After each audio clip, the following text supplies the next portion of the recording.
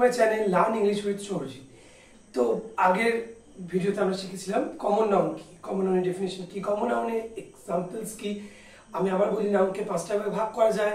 Noun মানে naming ওয়ার্ডসকে বোঝায়, আর নাউনকে যে 5টা ভাগে ভাগ করি সেটা হচ্ছে proper noun, common noun, collective noun, material noun, abstract noun. Noun আমরা শিখেছি, নাউনের পর প্রপার নাউন আমরা দেখেছি, সিঙ্গেল ভিডিওতে আমি ছেড়েছিলাম। আগের দিন আমি কমন নাউন ছেড়েছি।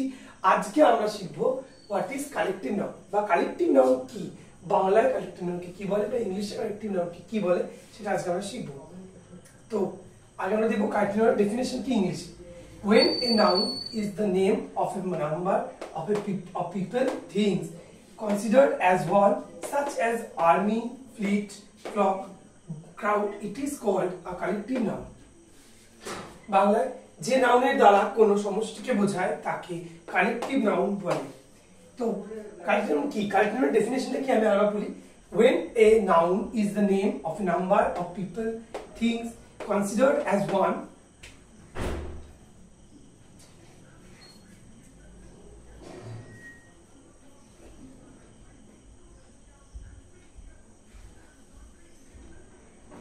considered as one, such as army, fleet, flock, crowd, it is called a collective noun.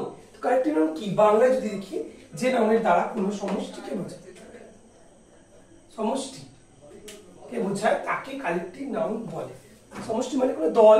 এবার ইংরেজিটা যেটা আমি বললাম সেটাকে একটু বাংলায় বুঝিয়ে দিই যে যখন কোনো নাউনের দ্বারা একটা সংখ্যা বা একটা মানুষের, জিনিসের বা কোনো অনেকজনকে বোঝাবে কিন্তু সেটা একজন হবে। যেমন আর্মি, আমরা যদি আর্মি বলি, আর্মি মানে কিন্তু হচ্ছে আর্মি অনেক জোড়া থাকে আর্মিতে, সৈন্য দল, তো এটা দলকে বলছে। ফ্লিট, ফ্লক, এগুলো সব কিন্তু কমন কালেকটিভ নাউনের এক্সাম্পল।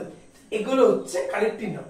কালেকটিভ নাউন হচ্ছে সমষ্টি, যে কোনো সমষ্টি, ক্লাস হতে পারে, তারপর এরকম আর্মি, ফ্লিট, তারপর কোনো টিম হতে পারে। টিম মানে দলকে বোঝাচ্ছে।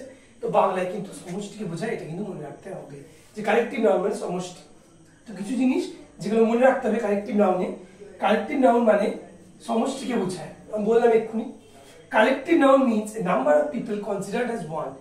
কালেকটিভ নাউন মানে বললাম এ নাম্বার অফ পিপল, কিন্তু যেটাকে একটা কনসিডার্ড অ্যাজ ওয়ান, যেটাকে অনেকগুলো সংখ্যায় অনেক কিন্তু বোঝায় একটাকে। ঠিক আছে, যেমন army, fleet, flock, crowd. Crowd মানে কিন্তু ভিড়, কিন্তু ভিড়ের মধ্যে অনেকে আছে। ঠিক আছে, ফ্লক মানে ফ্লক অফ বার্ডস, এক দল পাখি, কিন্তু রয়েছে অনেকজন। তো কালেকটিভ নাউন এটাই যে নাউনের দ্বারা, আমি আবার বলছি যে পদের দ্বারা নয়, যে নাউনের দ্বারা কোনো সমষ্টিকে বোঝায় তাকে আমরা কালেকটিভ নাউন বলি। When a noun is the name of a number of people, things considered as one, such as army, fleet, flock, crowd, it is called collective noun. বাংলায় যে নাউনের দ্বারা কোনো সমষ্টিকে বোঝায় তাকে কালেকটিভ নাউন বলে। তো এটা আমাদের হচ্ছে কালেকটিভ নাউনের ডেফিনেশন কি, সমষ্টিকে বোঝায় যখন এগুলো থাকবে সেটা হচ্ছে কালেকটিভ নাউন, নাউনের তৃতীয় ভাগ। So now let's go to the example. এক্সাম্পলটা দেখবো যে কালেকটিভ নাউনের কি কি এক্সাম্পল। আমরা ডেফিনেশনটা দেখলাম, এরপর আমরা দেখবো কমন নাউন, এই কালেকটিভ নাউনের কি কি ডেফিনেশন। তো here you can see I have written a list. এগুলো সব কিন্তু কালেকটিভ নাউন। আমি লিখেও দিচ্ছি কার আগেগুলো বসে, কার আগেগুলো বসে। যেমন সোয়ার্ম অফ অ্যান্টস, ফার্স্ট একটা আমি বলি শুরু করি। A swarm of ants flies bees. Swarm, এখানে swarmটা কিন্তু collective noun. Second one, a pack of wolves. Pack. A bunch of flowers, keys, grapes. Bunch. A team of players. Team. A team of players. A choir of singers. A chorus বলি আমরা। A crew of sailors. সব কিন্তু collective noun. এগুলো সব কিন্তু একটা দলকে বা একটা গোষ্ঠীকে রিপ্রেজেন্ট করছে। They are representing a community or a team or you can say group, so they are collective noun. I say in the definition that collective noun means a group, it represents a group, but consider it as one. A swarm of ants, a pack of wolves, a bunch of flowers, a team of players, a choir of singers, a crew of sailors. These are the examples of collective nouns. And here I have written in sentence. Sentence কি করে আমরা কোথায় collective নাউনকে ব্যবহার করি সেটা কিন্তু আমি লিখেছি এখানে, দেখতে পাচ্ছ। Everyone in the group played well. Everyone in the group played well, গ্রুপের তলে দাগ দিয়েছি। I mark the group, one group second one, I watch a flock of bees. এখানে ফ্লকটা দাগ দিয়েছি, একদল মৌমাছি। The show has a jury of জাজেস। জাজেস আগে জুরি আছে, এক সে যেমন সুপ্রিম কোর্টে বা আমরা দেখতে পাই সুপ্রিম কোর্ট বা আমাদের হাই কোর্ট যেগুলো যে জাজেস গুলো বসে থাকে পর they are call the jury of জাজেস। উই ক্যান নট সে, আমরা বলতে পারি না যে এ প্যাক অফ জাজেস বা এ ক্রাউড অফ জাজেস। কালেক্টিভ নাউন বটে সবগুলো, কিন্তু আমাদেরকে এটা জানতে হবে যে কোন নাউনের আগে, কোন নাউনের আগে, কোন ওয়ার্ডের আগে কোন কালেক্টিভ নাউনের উদাহরণ, কোন কালেক্টিভ নাউনটা বসে। আমরা কিন্তু বলতে পারি যে I watched a jury of bees. No, we have to say a flock of বিজ।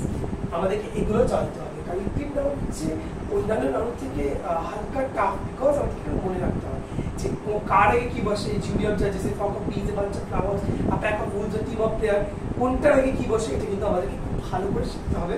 তাহলে আমরা যদি লিখি যে a team of players জায়গায় আমরা যদি লিখি যে jury of players, no, we have to write team of players. So we have to remember all these examples in collective noun. Just like I have said that collective noun is just a little bit tough for comparing to the rest of the nouns. So collective noun টাকে আপনি ভালো করে বুঝতে হবে। আমি ডেফিনেশনটা বলেছি, আবারও বলছি, collective noun means a group।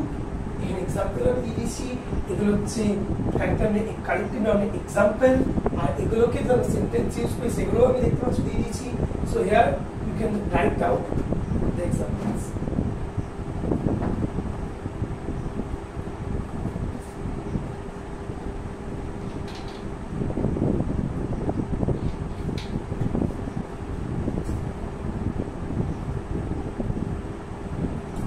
So I think you all understand what I try to say or what I make you understand. So আজকের মতো এইটুকুই, আশা করি তোমরা সবাই বুঝেছো। যারা যারা আমার ভিডিও দেখছো, বিশেষ করে যে মা বোনেরা, আমি প্রথমেই বলেছিলাম আমার ইন্ট্রোডাকশনে যে যেসব মা বোনেরা, বিশেষ করে মা বোনেরা যারা দেখছো আমার ভিডিও, যাদের ভাই কিংবা সন্তানদেরকে শেখাচ্ছ, তারা আপনারা অবশ্যই আমার ভিডিও দেখুন, আপনারা কিন্তু অনেক কিছু শিখতে পারবেন। তো ব্যাস আজকের জন্য এইটুকুই, আর দেখা হচ্ছে পরে একটা ভিডিওতে। So please subscribe my channel and like it, share it as much as you can.